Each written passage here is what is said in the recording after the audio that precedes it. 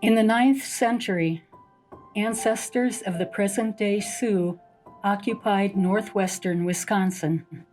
When French explorers first visited Wisconsin Territory in 1634, the Menominee tribe had already been living here for at least 1,000 years. In fact, some scholars believe their ancestors belonged to the old copper culture that had lived here 10,000 years ago. Also noted by the 17th century Frenchmen were people of the Ho-Chunk Nation in the areas around Lake Michigan and Lake Winnebago. Later, these were joined by the Potawatomi Nation, moving into the Green Bay area from Michigan. And these are only some of the first peoples who have called present-day Wisconsin their home. Many tribes were nomadic or semi-nomadic and lived in collapsible wigwams. Others stayed in one place, building themselves longhouses or living in round or rectangular wood and clay homes inside an enclosed fort.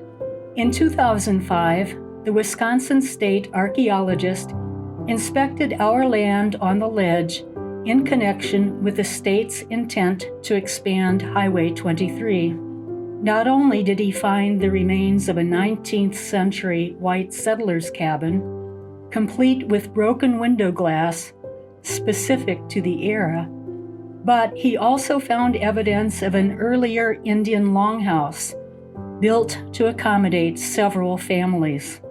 We see so much beauty in our woods, fields, and farmland, but also know that in some ways it has been scarred and exhausted by human activity. Among the dolomite outcroppings of the ledge are rare plant and animal species found nowhere else in Wisconsin. Some may date back to the Ice Age.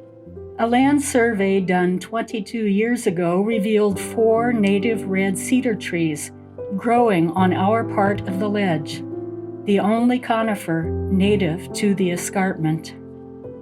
When Father Casper Rarrell first passed through the ledge east of Fond du Lac in the 1850s, he found 7 freshwater springs tumbling down its expanse. Those springs quenched his thirst. Today, 3 springs remain on our property, though their water is no longer safe to drink. The Niagara Escarpment runs through 4 U.S. states and 1 Canadian province in a curving line along the shores of 3 of the 5 Great Lakes.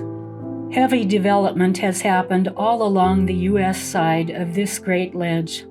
Our land surveyors noted that the congregation's property currently represents a unique opportunity to return lands bordering on the escarpment to more natural, and in some cases, to pre-settlement conditions.